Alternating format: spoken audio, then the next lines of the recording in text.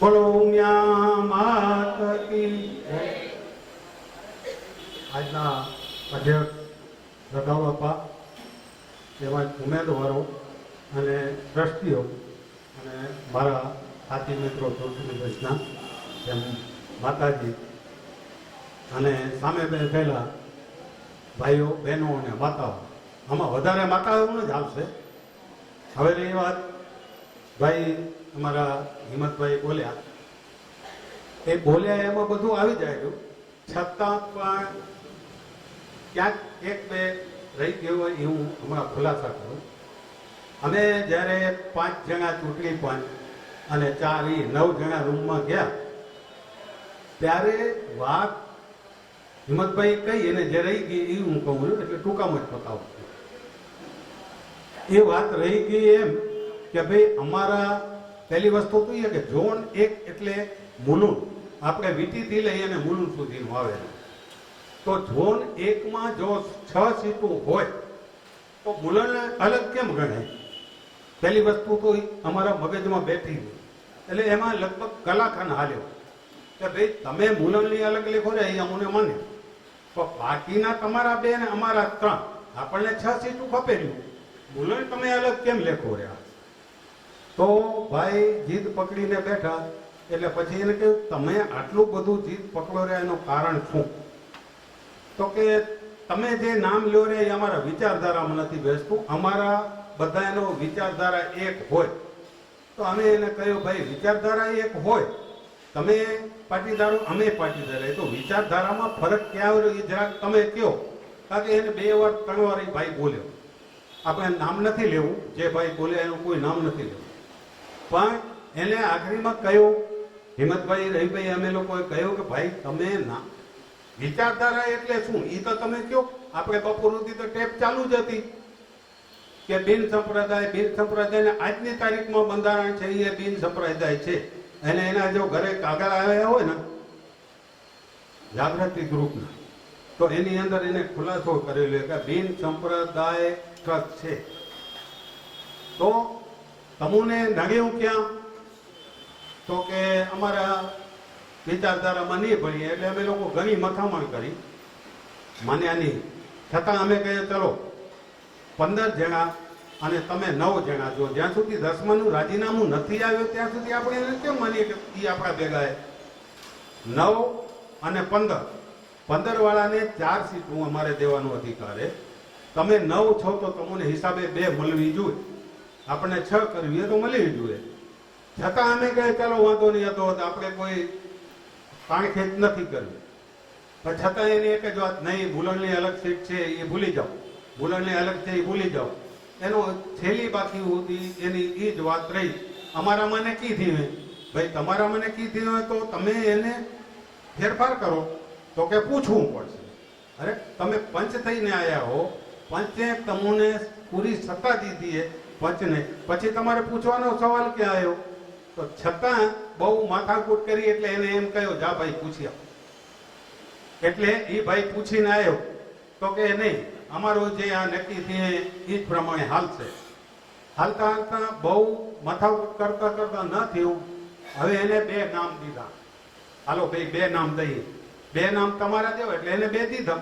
હવે આપણે શરૂઆત કરવી, આપણે નામ દીધા, તો કે આ નહીં હાલે, આ અમારામાં નહીં હાલે, આ અમારા વિચારધારા નહીં ભળે, ચાલો ઠીક એ નહીં ભળે એ નામ ગાંકો દીધા, બીજા 2 નામ બીજા દીધા, એ 2 નામમાં એ કે અમને હાલશે। પછી રહ્યો સવાલ 5માં નો, હવે 5મો એ કે 5 જ મગજમાં એ ગણે, 5માં આપણે આદત કરવા એટલે અઢી કરવા, તો 5મો જે વધેરો એને ક્યાંથી કાપવો?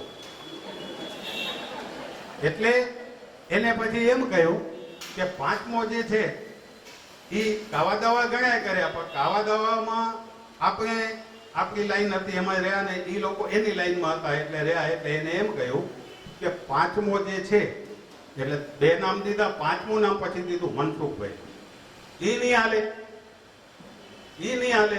અરે નહીં હાલે તો પછી અમારે થોડુંક તો કંઈક તો કહેવું પડે, નહીં હાલે બધું તમારું જો કરવાનું હોય તો આપણે અહીંયાથી હાલીએ બારે હાલીને આપણે કહી દઈએ અમારા વિચારો ભળ્યા નથી પંચના, એમ કરીને નહીં હાલે તો એનું કારણ શું? તો કે ભાઈ આમ એને તેમ એને બધું કહ્યું.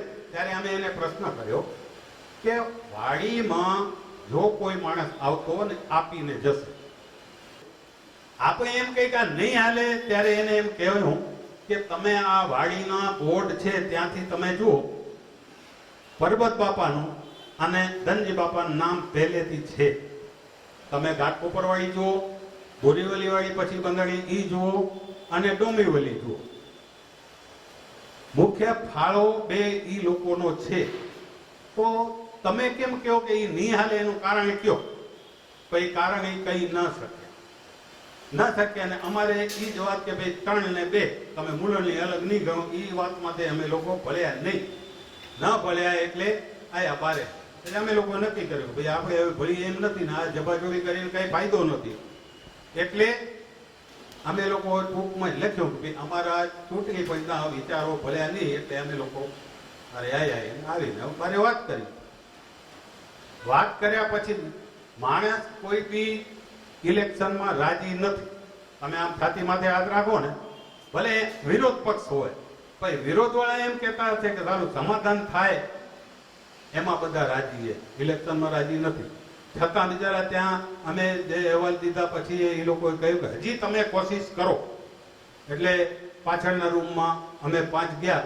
અમે 5 ગયા એટલે કહ્યું કે ભાઈ વાત તો આપણી ઈ જ થનારી છે. 5 જઈને તો ચૂંટણી પંચને બોલાવી, આપણા માથે ટ્રસ્ટ ફંડ તરફથી જે ચૂંટણી પંચ છે એને બોલાવી. એટલે એને બોલાવીને જ્યાં વાત અધૂરી હતી ત્યાંથી જ ચાલુ કર્યો કે ભાઈ અમે અટક્યા છીએ, અહીંયા અટક્યા. તો એ કે તમારે સીધો હિસાબે આપણે 1 નંબર ઝોનમાં 6 સીટો છે તો તમારા પક્ષની 3 ને તમારે અહીંયા દેવું. તો એ કે નહીં, એ નહીં, અમારું નક્કી કરેલું આ છે એ પ્રમાણે અમારે હોય તો જ. પછી એ ચૂંટણી પંચવાળાએ કહ્યું, અમે લોકોએ કહ્યું કે ભાઈ ચૂંટણી પંચમાંથી જે 5માનો પ્રશ્ન છે આપણે એક જવાબદારી ચૂંટણી પંચને હોપી કે ભાઈ આ 5નો જે આપણને અડચણી થાય એ તમે પંચને કહી રહ્યા, તમે જે કરો તે સામેવાળા પક્ષને માન્ય એ કે અમુને માન્ય નથી. ચૂંટણી પંચમાંથી અમુને ભરોસો નથી. ચૂંટણી પંચમાંથી બહુ સમજવાની જરૂર છે. ચૂંટણી પંચ એટલે ફાઇનલ ઓથોરિટી છે.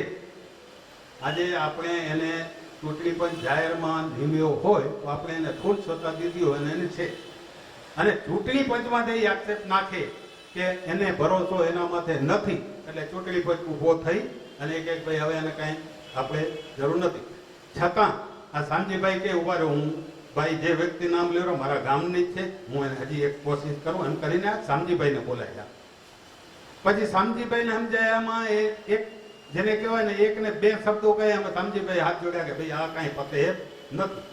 હવે એની જીત હતી એટલે ચૂંટણી પંચે ન પત્યું અને આયા બારે આવીને કહ્યું કે ભાઈ આમાં વાત છે. હવે રહ્યો એની જે ક્લિપ ફરેલી એ બારામાં એ ખટકેરી આમ બોલુની અંદર જે મિટિંગમાં ભાઈઓ બોલ્યા તદ્દન ખોટું બોલ્યા.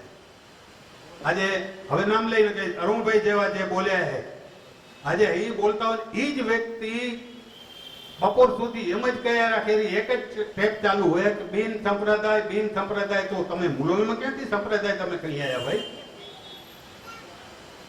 પછી કાનજીવનજી દોડું બોલ્યા જે ઘાટકોપરમાં જ રહ્યા અને એ એમ કહેતા હોય કે આંતરગાદીઓ ઘાટકોપરમાં છે તો શરમ જન્મ આપવું ને જે જો એને જવાબ ના આપણે ન દઈએ તો એનો જવાબ આપણે દેવો જોઈએ. આ બધા ભાઈઓને હું કહું છું કે જવાબ દેવો જોઈએ કે નહીં એ તમે કહો, બરોબર ને? આજે એ આંતરકવાદી કે એનો મતલબ શું? પણ શબ્દો જે છે એ શબ્દો બોલવા જોઈએ, સંભાળીને બોલવા જોઈએ. એટલે આપણે ઈ ખટકે ઈ કર્યા પછી ઈ લોકો આક્ષેપો એમ નાખી રહ્યા કે ચૂંટણી ઇલેક્શન એને કરાય, અમારી વાત માની નથી, ઉલટો પ્રચાર કરી રહ્યા. એટલે કહેવાનો મતલબ એ પ્રજાને સમજવાની જરૂરી છે આપણે જે કંઈ કરવું હોય તે અને જે પ્રચારમાં છે એ કરે કે આપણે કરીએ. આપણો વોટ એ દિવસે છે ને 1 વોટ બી કિંમતી સમજી લેવાનો. તો 1 વોટ પણ જતો કરવો નહીં. આ અમારા તરફથી હું કહું છું. આ એક અને આ આખી રમત છે ને 50-50 વોટની છે. એટલે આપ સૌ સમજદાર છો. આપણે જે ઉમેદવારો ઊભા રહ્યા એને વધારેમાં વધારે મતથી આપણે ચૂંટી કાઢવાના ને એને કરી બતાવવું એ આપણી એક ફરજ બનેલી વસ્તુ.